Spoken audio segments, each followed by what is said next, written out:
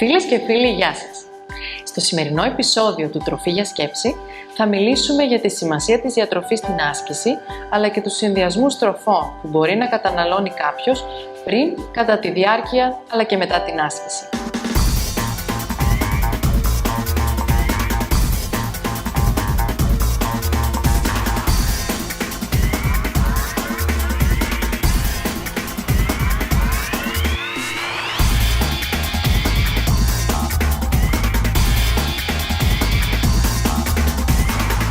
Η σωστή διατροφή και θρέψη είναι απολύτως απαραίτητα συστατικά για την απόδοση για όποιον γυμνάζεται, είτε κάνοντας πρωταθλητισμό, είτε απλά πηγαίνοντας στο γυμναστήριο μερικές φορές την εβδομάδα.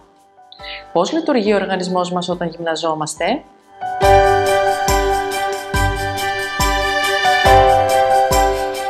Στο σώμα μας, η κύρια και πιο άμεση πηγή ενέργειας είναι η γλυκόζη, η οποία είναι αποθηκευμένη στο σηκώτη και στους μυς με τη μορφή μιας ουσίας που ονομάζεται γλυκογόνο.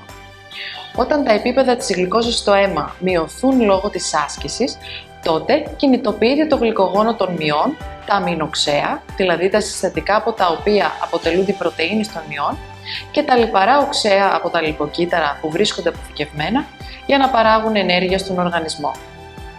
Ανάλογα με την ένταση, το είδος, τη διάρκεια της άσκησης αλλά και τους περιβαλλοντικούς παράγοντες, επιλέγεται από τον οργανισμό και ποια πηγή ενέργειας θα χρησιμοποιηθεί.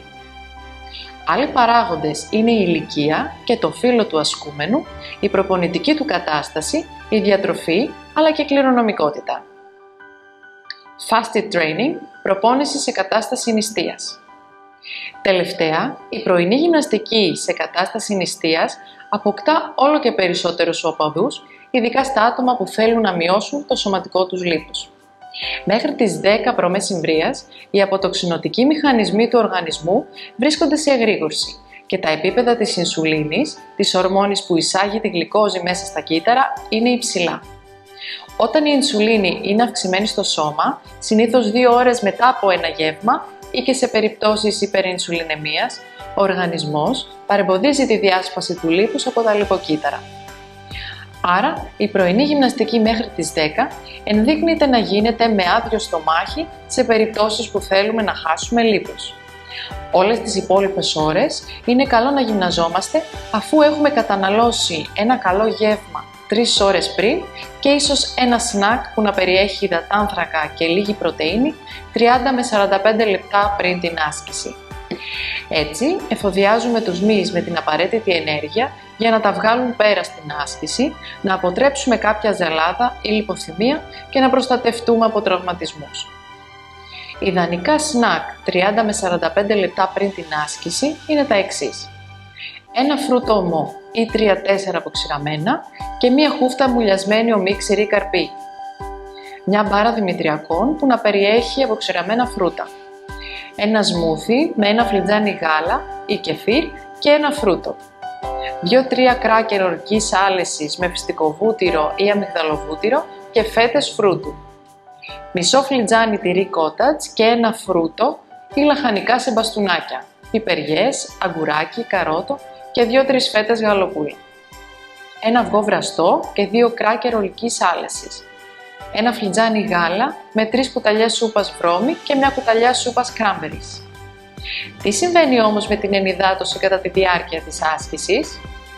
Είναι πολύ σημαντική η σωστή ενυδάτωση του οργανισμού με κάποιο ενεργειακό ποτό, καθώς με την εφίδρωση χάνεται και σημαντική ποσότητα ηλεκτρολιτών όπως το νάτριο, το κάλιο, το ασβέστιο, το χλώριο και το μαγνήσιο. Το απλό νερό δεν επαρκεί για τη σωστή ενυδάτωση λόγω αυτής της απώλειας ηλεκτρολιτών και απεναντίας προκαλεί παραπάνω εφίδρωση, στομαχικούς σπασμούς και δυσφορία. Πολλές φορές η έλλειψη της δίψας παραπλανά τους αθλούμενους για το πόσο αφυδατωμένοι είναι. Για κάθε μία ώρα άσκησης χρειαζόμαστε 500 ml ενεργειακού ροφήματος, του οποίου η κατανάλωση να ξεκινάει μετά τα 20 λεπτά άσκησης. Ένας καλός ρυθμός αποτελεί μια γουλιά ανά 5 λεπτά. Πάμε να δούμε τη συνταγή παρασκευής σπιτικού ενεργειακού ποτού. Βράζετε 10 κλωναράκια τσάι του βουνού ή όποιο άλλο βότανο προτιμάτε για 2-3 λεπτά. Το αφήνετε να κρυώσει σκεπασμένο για 2 ώρες, προσθέτετε το χυμό από ένα λεμόνι και το σουρώνετε σε μεγάλα γυάλινα δοχεία, τα οποία διατηρούνται στο ψυγείο για 15 με 20 μέρες.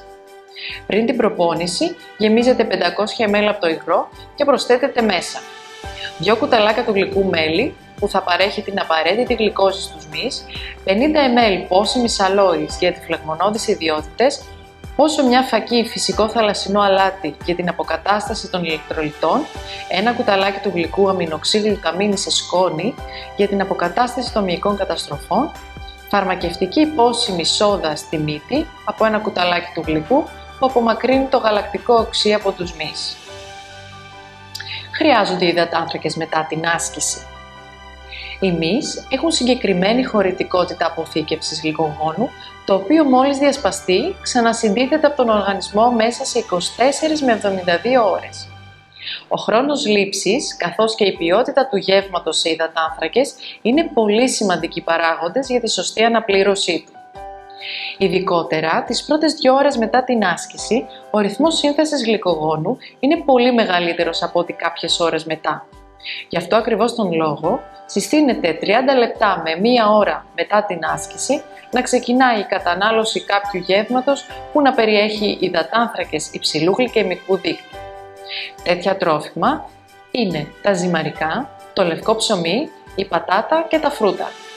Συστήνεται 1 γραμμάριο υδατάνθρακα ανά κιλό σωματικού βάρους κατά την πρώτη ώρα μετά την άσκηση και μετά επανάληψη ανά 2 ώρες για τις επόμενες 4 με 6 ώρες.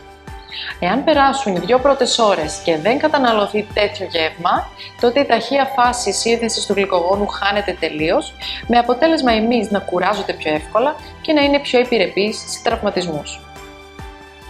Να περιέχει πρωτεΐνες το μεταπροπονητικό γεύμα μου. Κατά τη διάρκεια της άσκησης, αναμενόμενα καταστρέφεται μέρος των μειών εξαιτίας του φόρτου που καταβάλλεται. Αυτός είναι και ο λόγος που πρέπει το μεταπροπονητικό γεύμα να περιέχει και ποσότητα πρωτεΐνης υψηλής βιολογικής αξίας που θα συντελέσει στην αναδόμηση των μυϊκών ιστών. Επίσης, μελέτες έχουν δείξει ότι όταν το γεύμα μετά την άσκηση περιέχει συνδυασμό πρωτεΐνης και υδατάνθρακα, η αναπλήρωση του μυϊκού γλυκογόνου πραγματοποιείται ακόμα πιο σύντομα. Τι να επιλέξω να φάω όμως στην πράξη μετά την άσκηση? Μερικά πρώτης τάξης γεύματα είναι σάντουιτς με γαλοπούλα, κασέρι χαμηλών λιπαρών και λαχανικά, όπως μαρούλι, ντομάτα, πιπεριές κλπ. Ομελέτα με 2 αυγά και 2 κουταλιές της σούπας τυρί κότατζ, συν λαχανικά, συν 1 φέτα ψωμί, 1 στήθος κοτόπουλου και 1 φλιτζάνι ρύζι και σαλάτα, σαλάτα με 3-4 κρίθινα παξιμαδάκια, λαχανικά και τόνο, πατατοσαλάτα με 2 πατάτες βραστές, 2 δάχτυλα κασέρι και 1 αυγό βραστό με λαχανικά. 1 γιαούρτι με 2 κουταλιές της σούπας βρώμης και 2 κουταλιές της σούπας ξηρούς καρπούς, 1 κουταλάκι του γλυκού μέλι και 1 φρούτο σε κομμάτια.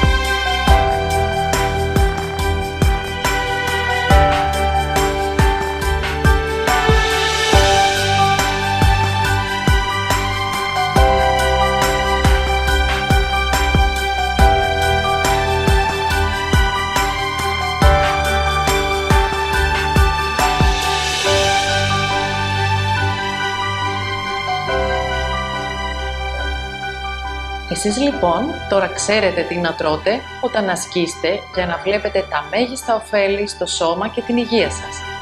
Σας περιμένω στο επόμενο επεισόδιο για περισσότερη τροφή για σκέψη.